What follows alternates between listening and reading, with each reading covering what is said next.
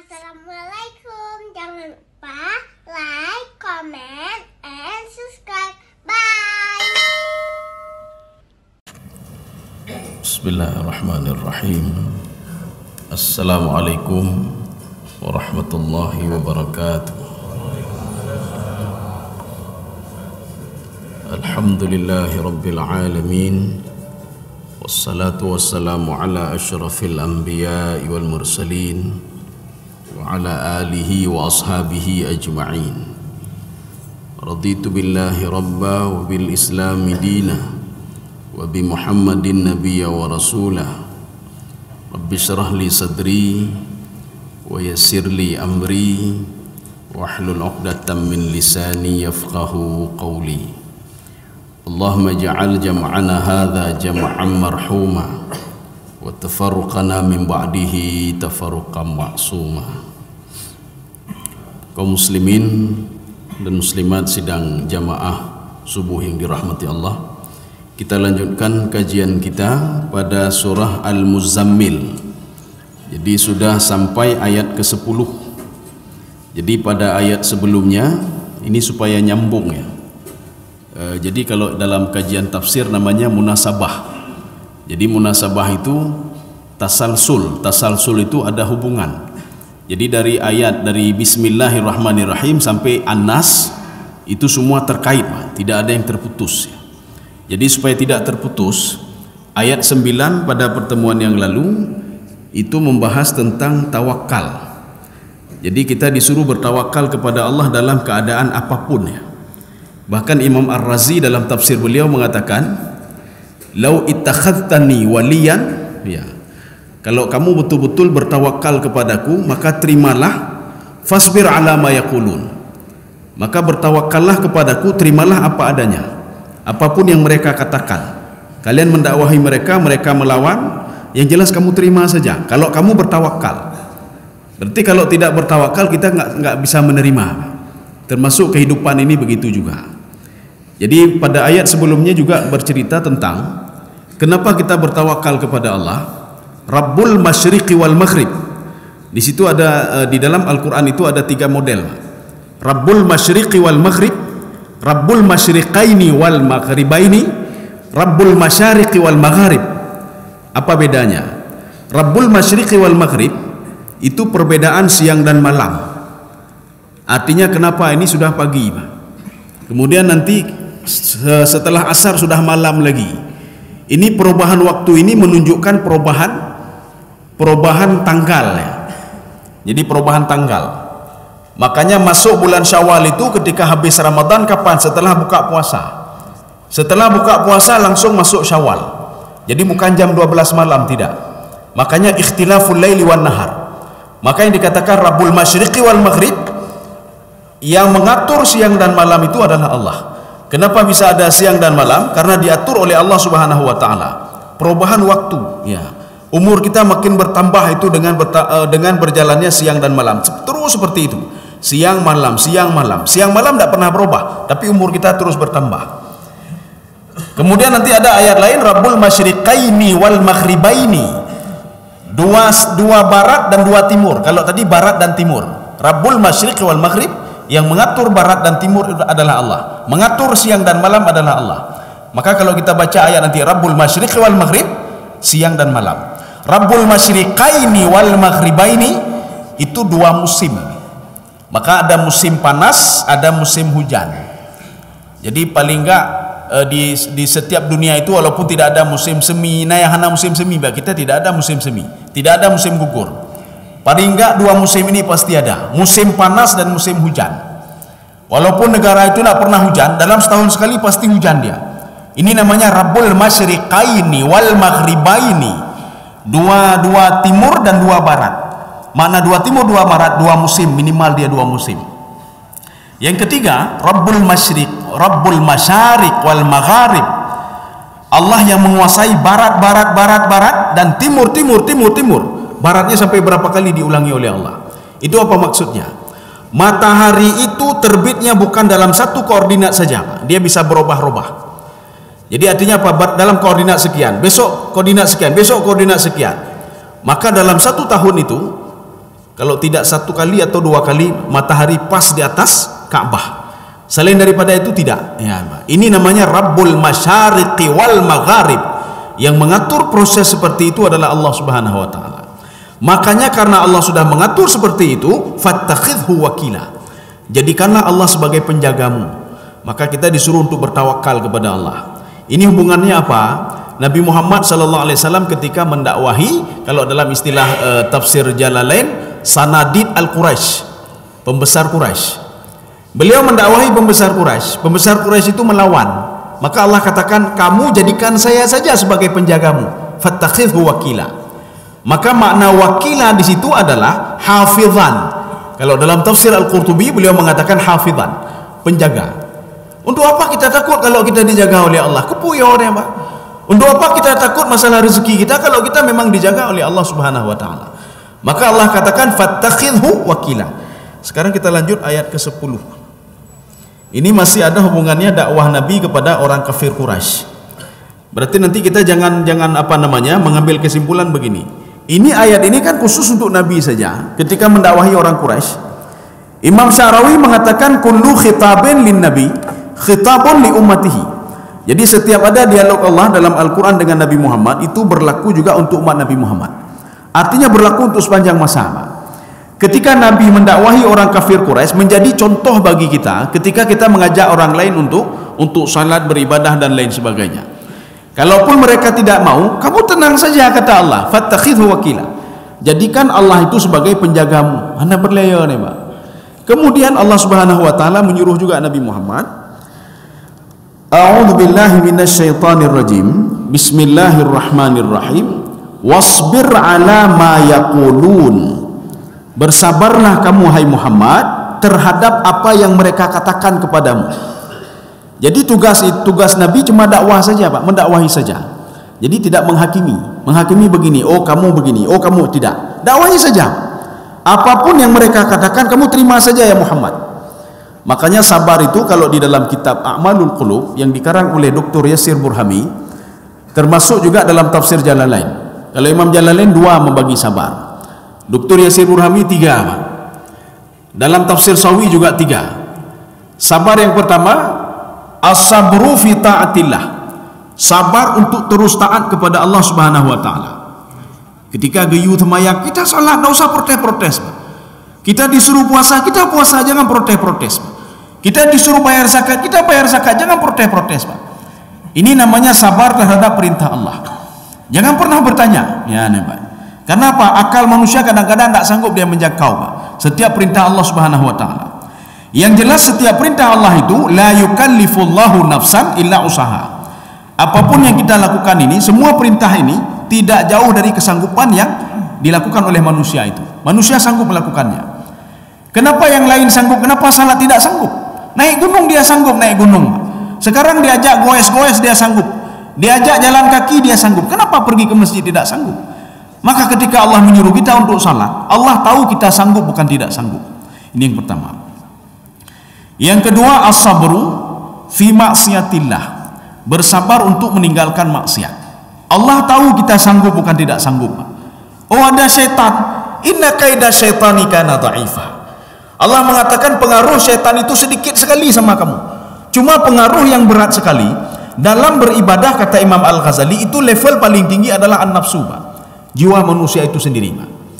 Manusia mau bangun malam umah dan yang buat itu jiwa kita sendiri, Pak. Jangan salahkan syaitan. Jangan salahkan syaitan. Yang buat kita tidak mau salat berjamaah adalah diri kita sendiri, Pak. Yang tidak mau puasa itu diri kita sendiri, Pak. Jadi makanya yang kedua itu as-sabru fi maksiatillah. Bersabar untuk tidak melakukan maksiat, untuk meninggalkan maksiat. Ini yang kedua. Yang ketiga as-sabru 'alal bala. Sabar terhadap musibah. Kalau di dalam tafsir Ibnu Abbas, beliau membuat musibah yang dimaksud di sini adalah al-marad, penyakitnya. Ini yang paling simple. Seorang ketika sakit, dia sedang diuji oleh Allah Subhanahu wa taala kesabarannya.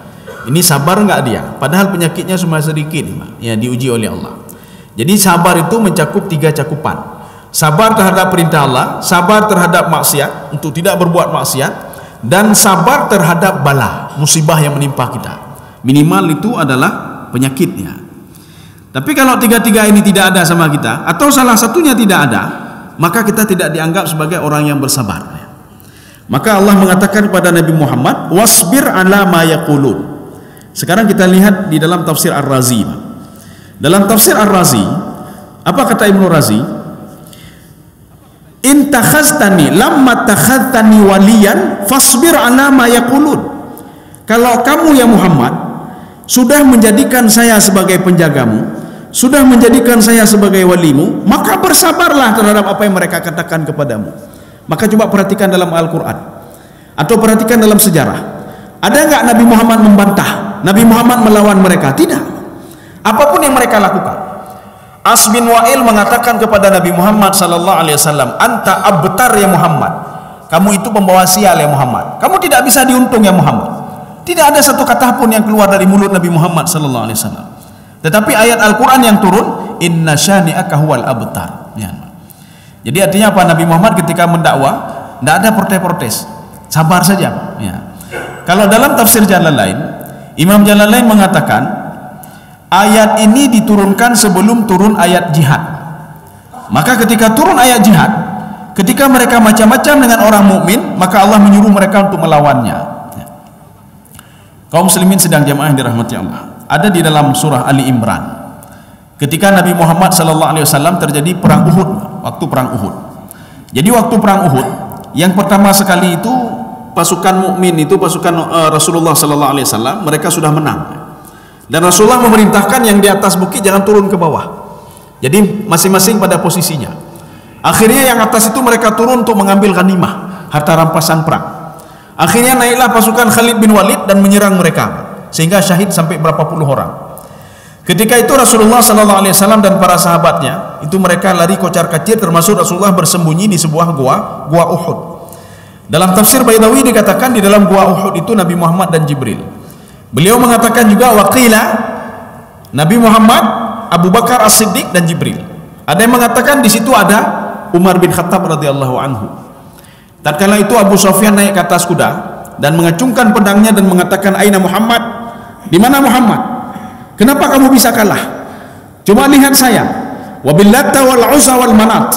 Saya bersumpah demi Latta, Uzza dan Manat. Peperangan ini dimenangkan oleh kaum kafir. Mana Abu Bakar? Mana Umar?" Ini kata Abu Sufyan. Ketika itu Rasulullah sudah berdarah di keningnya, dan Rasulullah keluar dari gua Uhud dan berdoa kepada Allah. Allahumma ahlik Abu Sufyan, hancurkan Abu Sufyan ya Allah. Rasulullah menyebutkan nama satu-satu disebutkan. Ketika itu turunlah ayat Al-Quran, laisa laka minal amri syai'un aw yatuba alaihim aw yu'adzibahum fa innahum zalimun. Itu bukan urusanmu ya Muhammad, bukan urusanmu untuk menghancurkan Abu Sufyan, maka tidak saya kabulkan doamu. Jadi makanya doa Rasulullah SAW untuk menghancurkan Abu Sufyan tidak diterima oleh Allah. Allah mengatakan fa innahum zalimun, saya tahu mereka zalim. Nanti itu biar urusan saya, urusan kamu dakwah saja, urusan kamu berjihad saja. Masalah kamu ingin menghancurkan Abu Sufyan itu urusan saya. Abu Sufyan itu adalah makhlukku kata Allah. Dia makhlukku, ciptaanku. Jadi masalah saya kapan akan menghancurkan dia itu urusanku kata Allah Subhanahu wa taala. Makanya Allah mengatakan wasbir ala ma yaqulun. Jadi bersabarlah kamu, wahjurhum hajran jamila.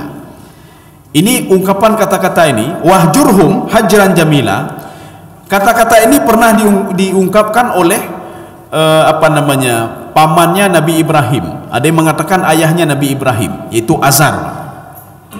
Azar mengatakan kepada Nabi Ibrahim, wahjurni maliya. Wahjurni itu berasal dari kalimat berhijrahlah kamu, pindahlah kamu, pindah, disuruh pindah ya Pak. Jadi maknanya kalau kamu tidak pindah dari sini, waktu itu di mana kejadiannya di Irak ya. Maka Nabi Ibrahim alaihissalam tinggal bersama pamannya atau bersama ayahnya itu di Irak. Ketika diusir oleh pamannya, Nabi Ibrahim alaihissalam pindah ke Suriah. Memang agak dekat-dekat ya, Suriah, Irak, Yordania itu dekat-dekat. Makanya ayahnya mengatakan atau pamannya mengatakan, wahjurni maliya, kamu pergi saja kamu. Kalau kamu tidak bisa melihat saya menyembah patung, kamu pergi dariku. Begitu juga Allah Subhanahu wa taala mengatakan, wahjurhum hajran jamila. Kamu ya Muhammad berhijrah saja, pindah saja. Kalau kamu tidak sanggup menerima apa tindakan mereka, kamu pindah saja, pindah saja, pindah saja. Ya, Kaum muslimin sedang jamaah yang dirahmati Allah Subhanahu wa taala. Ada yang mengartikan wahjurhum hajran jamila. Ini di dalam tafsir lain mengatakan wahjurhum bi ghairi adza atau bi ghairi iza. Ini kata Syekh Tantawi. Kamu berpindah ke tempat yang lain tanpa menyakiti mereka. Wahjurhum hajran jamila. Ini sama juga seperti yang Allah katakan kepada Nabi Musa alaihissalam, kepada Nabi Musa dan Nabi Harun. Jadi dalam berdakwah, makanya mungkin kita bisa menggunakan gaya bahasa dakwahnya yang Allah ajarkan kepada Nabi Musa dan Nabi Harun alaihissalam. Apa gaya bahasa dakwahnya? Allah mengatakan kepada Nabi Musa dan Nabi Harun, wa qula lahu qawlan layyinan la'allahu yatadhakkaru aw yakhsha. Ya Musa, wahai Harun, dakwahilah Fir'aun secara baik-baik. Dakwah baik-baik, Pak. Wa qula lahu qawlan layyinan. Layyinan itu apa? Layyinan hudu itminan, ya Pak. Ajak mereka baik-baik. Kalau nak mau dengar, ya sudah, jangan marah-marah, ya Pak. Ini masalahnya kita mengajak saudara kita sendiri seiman, ya tak temenak nih, Pak. Kita mengajak ini tak temenak. Bahkan ini ini kan menjadi pelajaran bagi kita. Nabi Musa mendakwahi seorang laki-laki makhluk Allah yang mengaku diri dia Tuhan. Tetapi Allah masih mengatakan wa qula lahu qawlan layyinan.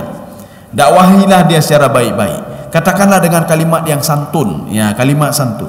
Apalagi kita sama-sama muslim, Pak.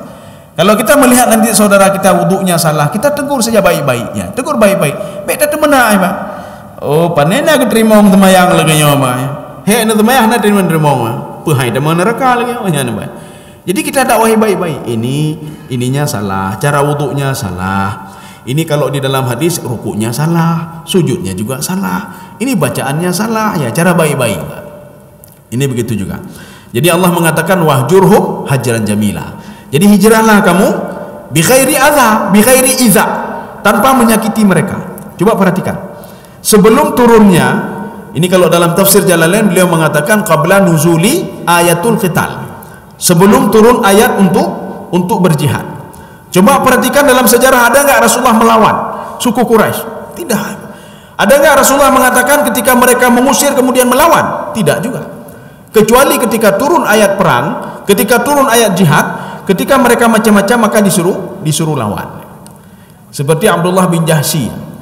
Ketika Abu Sufyan macam-macam kepada mereka, mereka sudah siap dengan senjatanya dan mereka juga melawan apa yang dilakukan oleh Abu Sufyan terhadap mereka. Ketika kejadiannya terjadi di Mekah Al-Mukarramah. Kaum muslimin sedang jemaah yang dirahmati Allah. Kemudian Allah memerintahkan juga kepada Nabi Muhammad sallallahu alaihi wasallam. Ini dalam konteks dakwah dan apa saja, Pak. Termasuk juga kita, ya. Kita dalam mendakwahi orang lain. Wadharni wal mukadzibin. Jadi wadharni itu kalau dalam tafsir paling simpel, tafsir Jalalain, beliau mengatakan tinggalkan mereka untukku, kata Allah. Tinggalkan untukku. Kita mendakwahi orang lain, tapi dia olok-olok katanya. Biarkan, itu tinggalkan untukku, kata Allah. Artinya itu biar urusanku. Kalau Syekh Tantawi mengatakan begini, wala tahtamu bi umurihim. Kamu jangan ikut campur urusan mereka, biarin saja mereka. Kamu yang penting dakwah saja. Yang penting kamu katakan ini tidak boleh, ini haram. Tapi baik-baik, baik tak temenak, ini haram, ini tidak baik, ini tidak bagus, ya. Kalau secara Islam mereka tidak ini Islam, secara manusiawi ini tidak baik. Mengambil punya orang di selama manusia juga tidak baik. Karena siapapun manusia itu, Allah Subhanahu wa taala mengatakan fa'alhamaha fujuraha wa taqwaha. Siapapun dia, setiap manusia itu diberikan dua kecenderungan oleh Allah Subhanahu wa taala. Makanya di dalam tafsir Ibnu Abbas mengatakan allamallahu, Allah mengajarkan siapa saja kecenderungan berbuat baik dan kecenderungan untuk berbuat jahat. Inilah namanya fujuraha wa taqwaha. Maka kita tidak perlu heran kalau ada orang bejat dalam umur hidupnya, seumur hidup tidak pernah dia salat, pada akhirnya dia salat dan bertaubat kepada Allah. Kenapa? Kecenderungan untuk berbuat taat itu ada dalam hati dia. Tetapi kita tidak perlu heran juga. Ada orang berbuat taat terlalu kepada Allah, tapi pada akhirnya dia mati dalam keadaan kafir. Itu tidak perlu heran, Pak. Kenapa? Dalam tubuh dia ada kecenderungan untuk berbuat kejahatan juga. Maka sekarang kita yang mengontrol, ya, Pak. Sekarang apa? Kita yang menumbuhkan kebaikan itu, bukan menumbuhkan kejahatan. Maka Allah mengatakan falak tahamal aqabah. Kenapa kalian sudah saya berikan dua kecenderungan ini, kalian tetap memilih kejahatan? Kejahatan selalu kita pilih, Pak. Padahal kita tahu itu jahat. Coba tanya sama pencuri, mencuri baik enggak? Pasti dia jawab tidak baik. Tanya kepada orang yang tidak beragama, Pak, menzalimi orang lain baik atau tidak baik? Mereka akan mengatakan tidak baik. Tanya sama orang yang enggak punya agama, enggak pernah salat, enggak pernah berbuat apa-apa, atau animisme dia, Pak. Coba tanya pada dia, berzina bagus enggak? Kemudian ngambil punya orang lain bagus enggak? Riba bagus enggak? Mereka mengatakan tidak bagus. Kenapa? Kecenderungan itu sudah ada dalam jiwa mereka. Maka Allah katakan wadharni wal mukadzibin. Ini kalau kita merujuk di dalam tafsir Al-Qurtubi, beliau mengatakan wadharni wal mukadzibin, tinggalkan itu biar urusanku, wal mukadzibin, orang-orang yang mendustaimu, mendustai Al-Quran dan mendustai hari kiamat, mendustaiku, kata Allah. Ini ada 12 orang. Tapi Imam Al-Qurtubi tidak menyebutkan siapa saja 12 orang itu. Yang jelas di dalam tafsir Sawi menyebutkan ayat ini nuzilat fi sanadid al-Quraisy. Ayat ini diturunkan untuk pembesar-pembesar Quraisy. Yang jelas di situ ada Abu Jahal, ada Abu Lahab, ada Abu Sufyan, ada As bin Wa'il, ada Walid al-Mughirah, ada Nadar bin Harith dan beberapa kroni-kroninya. Tapi tidak disebutkan oleh Imam Al-Qurtubi siapa 12 orang itu. Jadi artinya 12 orang itu punya peran penting, termasuk Abu Sufyan. Makanya ketika turun ayat abasa wa tawalla anja'ahul a'ma, itu kejadiannya ketika Rasulullah sedang mendakwahi para pembesar Quraisy. Pembesar Quraisy termasuk yang 12 orang ini. Ketika itu datanglah Ummi Maktum. Dan Rasulullah menganggap Ummi Maktum itu tidak ada gunanya, lebih baik mendakwahi 12 orang ini, pembesar Quraisy ini, yang nanti pembesar Quraisy ini akan masuk Islam dan mendakwahi orang lain. Tapi Allah mengatakan tidak, ya Muhammad, ya. Jadi kamu kan belum tahu lagi apakah mereka ini dia akan patuh atau taat. Ini orang ini sudah jelas dia mau patuh dan taat kepadaku, maka kamu tidak boleh berpaling dari dia, Ummi Maktum ini. Kaum muslimin sedang jamaah yang dirahmati Allah. Jadi Allah mengatakan siapa itu orang al-mukadzibin? Biarin saja mereka itu. Ulin na'mah. Ulin na'mah ini yang menikmati dunia. Biarin saja mereka menikmati dunia. Kita sudah mengatakan mari kita salat, mari beribadah, mari bayar zakat, jangan makan riba, jangan buat ini. Mereka tidak, biarin saja ya Muhammad. Ulin na'mah. Makanya ulin na'mah itu orang yang menikmati dunia. Kalau istilahnya di dalam tafsir At-Tabari, kenapa namanya dunia, Pak? Liqillati zamanihi, karena waktu untuk menikmatinya sedikit nih, Pak. Maka dikatakan dunia. Kita kalau punya umur 50 tahun meninggal dunia, kita menikmati dunia cuma 50 tahun saja. Sekaya apapun kita, sehebat apapun kita, kalau kita punya umur 90 tahun, cuma 90 tahun saja menikmati dunia. Setelah itu tidak ada lagi, Pak. Ini namanya ulin na'mah. Menikmati cuma dalam waktu sebentar saja. Ulin na'mah juga diungkapkan limuddati zaman, ada muddahnya, ada waktunya. Memang ketika kita nanti di alam barzakh, itu waktunya lebih panjang dibandingkan dengan waktu di dunia. Kita menikmati juga, ya, menikmati juga, tapi nikmatnya ada batas. Seorang menikmati alam roh itu ada batas. Seorang menikmati di dalam kandungan itu ada batasnya. Tidak ada terus menerus hidup dalam kandungan, tidak ada. Ketika sudah sampai waktunya 9 bulan, dia akan keluar dengan sendirinya, dengan izin Allah Subhanahu wa Ta'ala. Di dunia ini bukan tidak ada batasnya, ada batasnya. Bukan selamanya menikmati dunia, tidak. Maka Allah mengatakan ulin na'mah, biarin saja mereka, ya. Bahkan di ayat lain Allah mengatakan begini, zarhum ya'kulu wa yatamatta'u wa yulhihimul amal. Ya Muhammad, biarkan mereka makan apa adanya. Biar makan saja, dia nikmati dunia ini, biarin saja. Zarhum ya'kulu wa yatamatta'u, dia menikmati dunia. Wa yulhihimul amal, di kepala dia itu amal. Amal itu apa? Cita-cita saja untuk menguasai dunia, Pak. Ini dunia akan kita robah, ya robah dunia lebay. Ini akan kita robah dunia. Kita buat begini, tahun 2030 buat begini, 2050 buat begini. Biarin saja mereka seperti itu, ya Muhammad. Mereka cuma hidup cuma sebentar saja di sini. Setelah itu kita masuk alam barzah. Di alam barzah juga ada masa waktunya, Pak. Bukan selamanya, tidak. Cuma masa waktunya lebih jauh lagi, lebih lama lagi dibandingkan alam dunia. Kemudian kenikmatan di padang mahsyar nanti juga masa waktunya juga panjang sekali, Pak. Maka yang abadi itu adalah ketika seorang akan dimasukkan nanti ke dalam surga. Maka disitulah nikmat abadi, Pak, yang dikatakan dengan nikmat mutlak. Dan nikmat ini tidak akan pernah dicopot lagi oleh Allah Subhanahu wa Ta'ala. Ini namanya ulin na'mah. Wa mahilhum qalila. Biarkan mereka seperti itu. Kita kan biasanya begini, Pak. Kita berdoa kepada Allah. Ya Allah, orang kafir kaya-kaya lagu ya Allah. Lulun sembahyang gatin tapi ya Allah. Orang kafir salat tidak, apa-apa pun tidak, zakat tidak, puasa tidak. Tapi kenapa kaya-kaya ya Allah? Saya salat tidak kaya-kaya. Ya, Pak. Ini kita jawab paling simpel saja, Pak. Kalau untuk kaya nak mencih sembahyang, baik sembahyang kaya aja. Kalau ingin kaya enggak usah salat, ya, Pak. Enggak usah salat.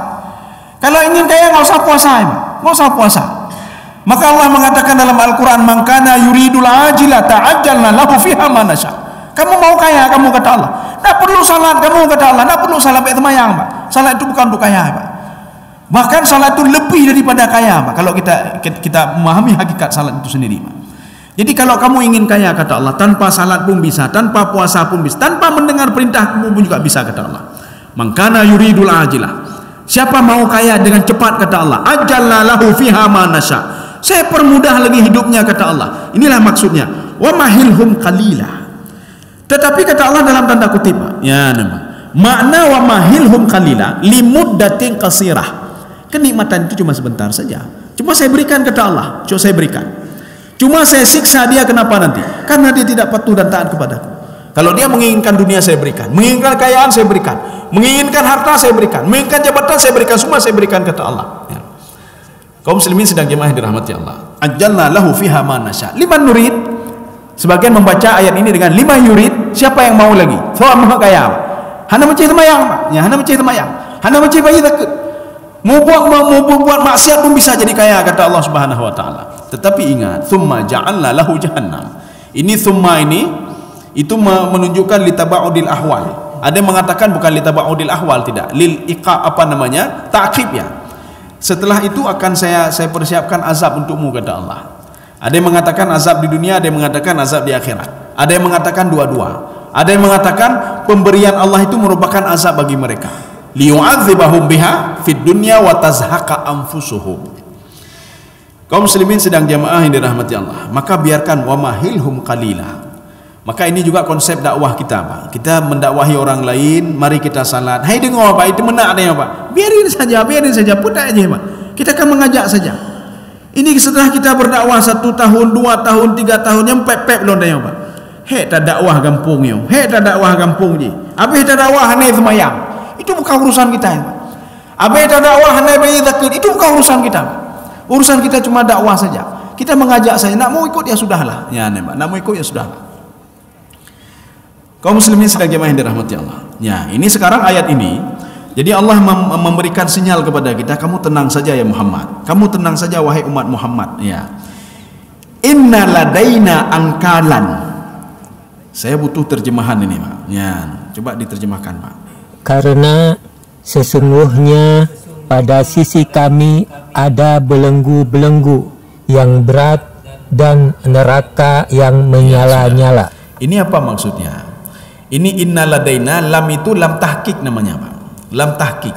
Artinya orang yang tidak patuh dan taat kepada Allah, mereka itu sudah berhak untuk dapat azab. Orang yang tidak salat itu sudah berhak dapat azab. Ini Allah ungkapkan kalimat ini dengan kalimat apa namanya? Majaz mursal i'tibar ma sayakun. Nanti kata Allah, tidak ada masalah. Nak mau salat, biarin saja. Nak mau puasa, ya biarin saja. Sudah kita ajak, nak mau dia, Pak. Berbuat kebaikan, nak mau biarin saja. Inna ladaina angkalan. Angkalan itu adalah bentuk jamak dari nakal. Nakalun, kalau di dalam tafsir itu maknanya itu belenggu. Belenggu ini dimaknai apa? Akan saya azab mereka, kata Allah. Saya azab mereka. Sebagian mengatakan sekarang mereka menikmati dunia, nanti setelah meninggal, waktu meninggal itu sudah saya azab mereka. Ada yang mengatakan angkalan itu ad-dunya wal akhirah. Di dunia saya azab, di akhirat juga saya azab. Makanya orang yang tidak salat, tidak patuh, jangan pernah harap ketenangan jiwa sama dia. Hanya ketenangan jiwanya. Maka kalau ada orang enggak tenang jiwanya, berarti dia bermasalah dengan Allah. Dia juga bermasalah dengan makhluk Allah Subhanahu wa taala. Maka kita jangan hebat saja dengan Allah, ahli ibadah saja, tetapi menyakiti hati tetangga, itu sama saja. Maka kalau kita hebat saja dengan Allah Subhanahu wa taala, kita tahajud, kita baca Quran, tetapi mepep-pep go, Pak, tak temenak go, Pak. Itu Rasulullah mengatakan rugi dia puasa di siang hari, rugi dia bangun malam hari, tetapi menyakiti perasaan tetangganya, dia masuk ke dalam neraka, kata Rasulullah. Ini dalam neraka. Oh, ada juga orang hebat dengan tetangganya, dia hebat dengan tetangganya, dia bantu tetangga, tapi tidak hebat dengan Allah. Salat tidak, apa-apa pun tidak, maka dia tidak dikatakan orang hebat juga. Maka orang ahli ibadah yang dikatakan ibadah itu, dia beribadah hebat dengan Allah, begitu juga interaksi sosial dengan masyarakat. Ini makna inna ladaina angkalan. Angkalan itu azab. Sebenarnya dibuat dalam bentuk majas. Saya punya rantai-rantai nanti. Kenapa diungkapkan rantai-rantai? Ketika manusia dibangkitkan nanti di padang mahsyar, ketika dia sudah mengakui dosa-dosanya, Allah akan mengatakan kepada malaikat, apa kata Allah kepada malaikat? Belenggu dia. Khudhuhu fakhulluhu thummal jahima salluhu. Belenggulah dia. Perlu kita ingat, yang membelenggu satu manusia itu bukan satu malaikat, tidak, tetapi banyak malaikat. Dari mana kita tahu? Dari waw yang ada di pada perintah itu, khudhuhu. Tapi kalau kalimatnya khudhu, itu satu malaikat. Tetapi satu orang manusia ditangani oleh banyak malaikat. Artinya Allah tidak main-main, Pak. Khudhuhu fakhulluhu, ikatlah tangannya ke belakang. Maka ini dikatakan inna ladaina angkalan. Kamu tenang saja ya Muhammad, tenang saja umat Muhammad. Kamu dakwahi mereka, mereka tidak mau ini, mereka akan saya azab nanti. Sebagian mengatakan azab di dunia, sebagian mengatakan azab di akhirat. Permulaan azab itu, permulaan azab itu dimulai ketika sakaratul maut dan terus berlanjut sampai diikat tangannya ke belakang dan sampai diambil rantai, dimasukkan ke dalam mulutnya, dikeluarkan melalui duburnya, kemudian dililit lagi ke seluruh tubuhnya. Makanya manusia itu yang akan masuk ke dalam neraka, tangannya dibelenggu ke belakang dan di dalam mulutnya masuk rantai, dan dia terus berjalan menuju neraka. Kaum muslimin sedang jamaah yang dirahmati Allah, kita lanjutkan satu ayat lagi atau dua ayat lagi. Inna ladaina angkalau wa jahima. Kalimat jahima ini adalah mausuf ya. Sebenarnya ini naran jahima. Jahima itu neraka. Akan saya persiapkan neraka untuk dia. Ada yang mengatakan yang maksud neraka di sini adalah azab di dunia. Ada yang mengatakan juga dunia akhirat. Ada yang mengatakan itu akhirat. Neraka yang dipersiapkan oleh Allah Subhanahu wa taala bagi orang yang tidak patuh kepada Allah Subhanahu wa taala. Sama seperti ketika seorang bertanya tentang kiamat. Kiamat itu kapan? Dia tanya yang kiamat, Pak. Kapan kiamat? Kalau nanti mau kiamat baru beribadah. Rasulullah sallallahu alaihi wasallam mengatakan, kematian kamu itu adalah kiamat bagimu. Nyan tanya yang oleh Pak. Nyo pajan matelun. Beta tanya kiamat raya oleh Pak. Pajan matelun. Kalau hari ini kita meninggal berarti hari ini kiamat bagi kita dan bukan bagi orang lain. Besok si fulan meninggal berarti kiamat bagi si fulan itu. Hana perlu tapreh gunung ipo ile ma. Hana perlu tapreh ma. Nah perlu kita melihat jumi'a syamsu wal qamar.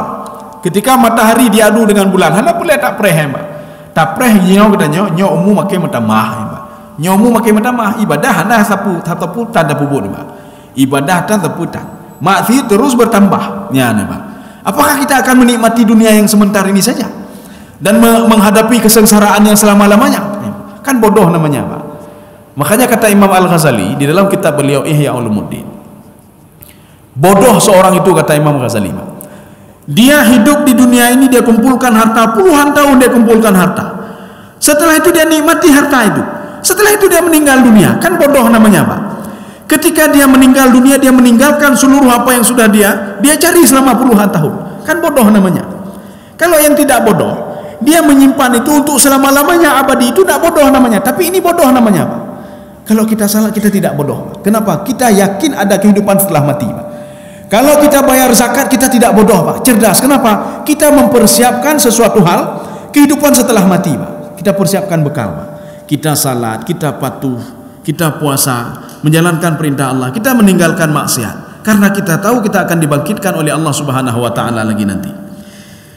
Kaum muslimin sedang jemaah yang dirahmati Allah. Sebelumnya kita juga sudah membahas tentang neraka sakar. Neraka sakar. Jadi neraka sakar itu mewakili neraka yang lain. Allah Subhanahu wa taala mengatakan la tubqi wa la tadhar. Kalau kamu ingin tahu bagaimana neraka sakar itu, ketika membakar seseorang tidak menyisakan sedikit pun, Pak. Kita kalau bakal botol mineral ini, maka akan ada sisanya, Pak. Kita bakar lagi, dia jadi abu. Bakar lagi, tidak bisa hilang lagi. Kita siram dengan air, ada bekasnya, Pak. Tetapi neraka ketika membakar seseorang itu tidak ada bekasnya. La tubqi wa la tadhar. La tubqi maknanya Allah tidak meninggalkan sisa sedikit pun. Maka ketika manusia dibakar, hilang. Manusia itu hilang, Pak. Wa la tadhar. Dan tidak dibiarkan manusia itu untuk lari dari neraka. Tidak bisa lari, Pak. Kenapa tidak bisa lari? Karena di samping neraka itu memang ada pagar dia, pagar. Kalau dalam beberapa tafsir itu, termasuk Ibnu Katsir mengatakan pagar itu ada empat tiang. Tiang pertama itu 20 tahun perjalanan kaki. Tiang kedua 20 tahun lagi. Tiang ketiga begitu sampai tiang keempat. Pajantro ke dia, Pak. Kapan sampai ke sana? Sedangkan manusia dalam detik per detik terus dibakar oleh Allah Subhanahu wa taala. Kaum muslimin sedang jemaah yang dirahmati Allah. Ya, ini satu lagi ya. Wa ta'aman dha ghussatin. Dan nanti ketika di neraka itu diberikan makanan dha ghussatin. Ghussah itu apa? Makanan yang lengket di leher, Pak, ya. Kita biasanya kalau makanan kan kita merasakannya kan di leher, Pak. Setelah itu sampai ke perut kan enggak rasa lagi, Pak. Kenikmatan itu kan cuma di leher saja. Maka makanan yang diberikan oleh Allah Subhanahu wa taala untuk penduduk neraka itu sangkutnya di leher terus, Pak. Maknanya seumur hidup dia akan merasai bagaimana tidak enaknya makanan itu, karena terus berada di leher. Kalau kita minum obat, kalau sangkut di leher, maka sengsara seumur hidupnya, bahkan pahit tapi tidak rasa. Tetapi kalau tidak sangkut di leher, pahitnya cuma di leher saja. Ketika kita minum air putih sudah hilang pahitnya. Tapi ini tidak. Wa ta'aman dha ghussatin. Ada satu makanan, kata Allah Subhanahu wa taala, yang saya berikan kepada manusia itu, dha ghussatin itu ditafsirkan dengan dha syaukatin. Dia punya duri. Bayangkan saja kita makan bodrin, Pak. Dengan kulit-kulit dapat baju, Pak. Dapat baju bodrin dengan kulit. Tapi yang agak ubuk becut ni, Pak. Agak ubuk becut. Nya kamu kemat padaku, Pak. Demikian pula ini makna dha ghussatin.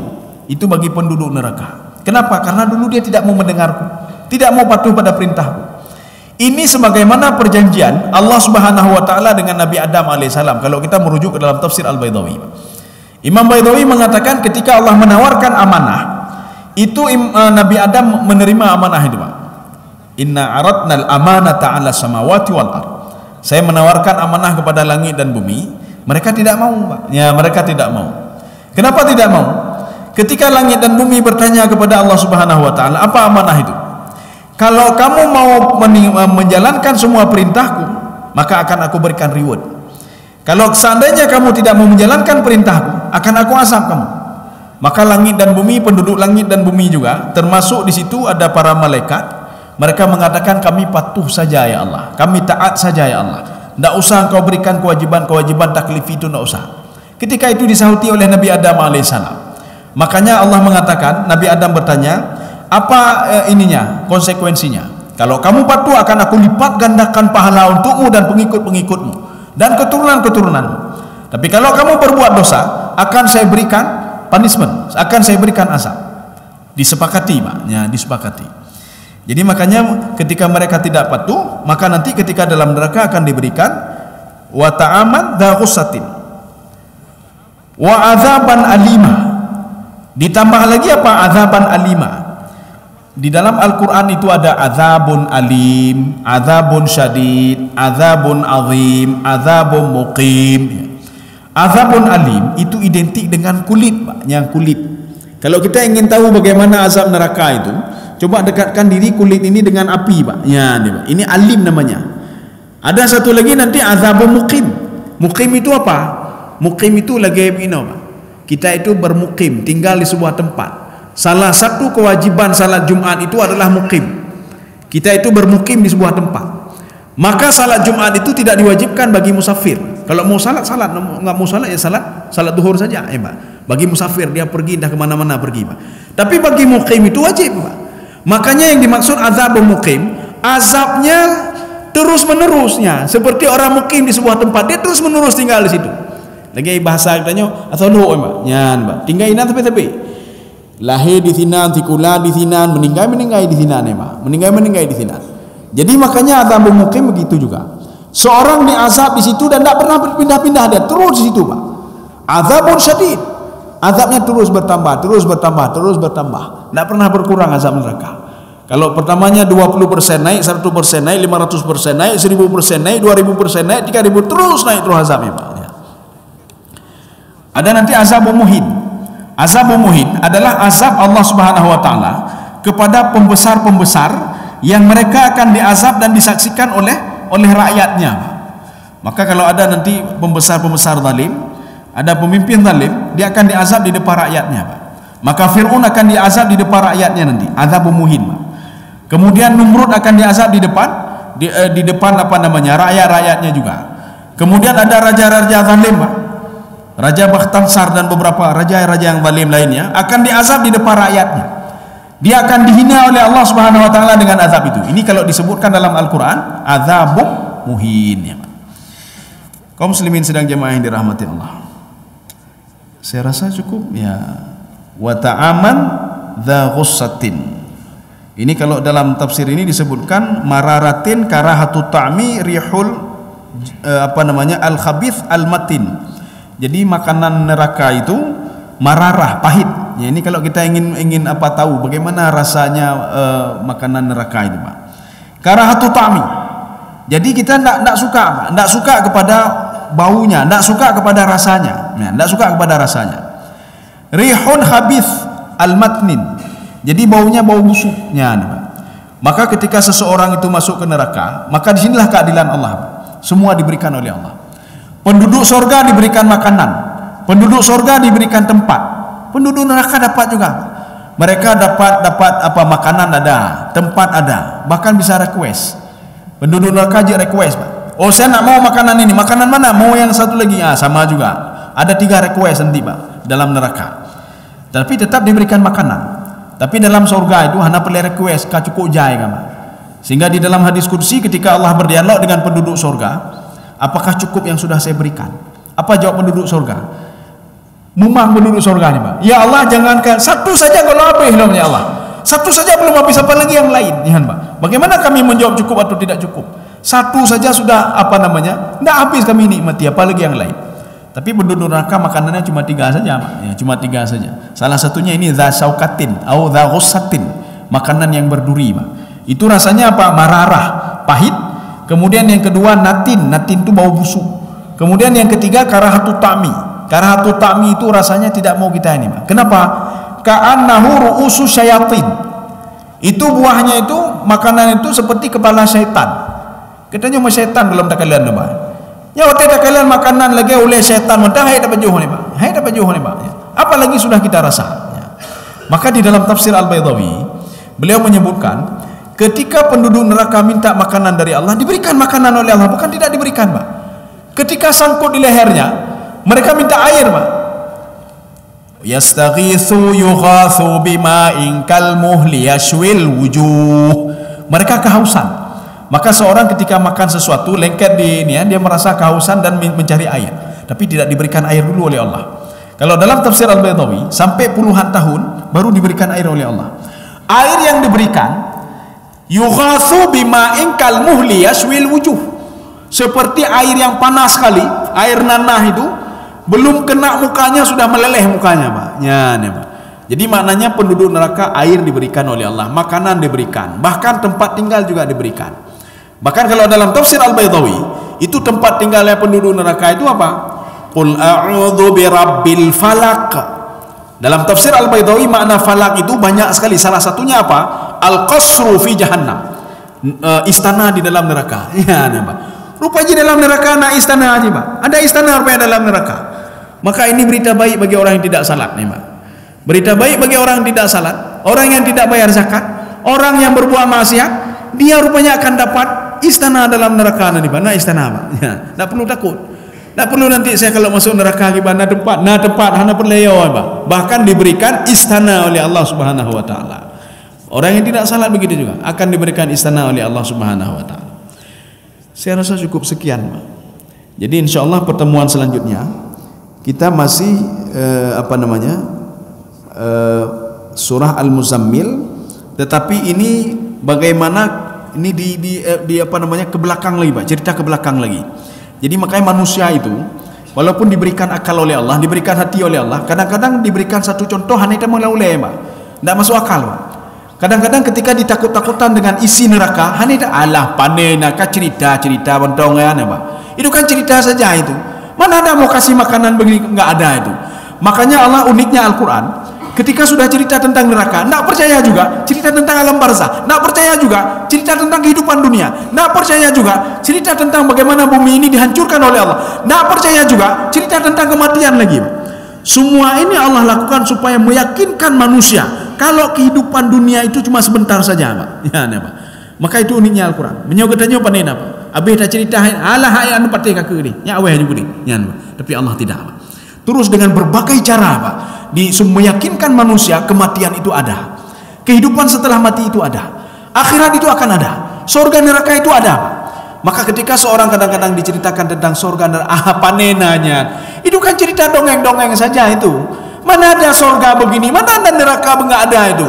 Cerita lagi Allah ke belakang lagi, Pak. Oh, nanti kalian akan ada ya. Cerita tentang dunia, berbagai cara Allah lakukan supaya manusia yakin kalau kita akan hidup setelah mati nanti.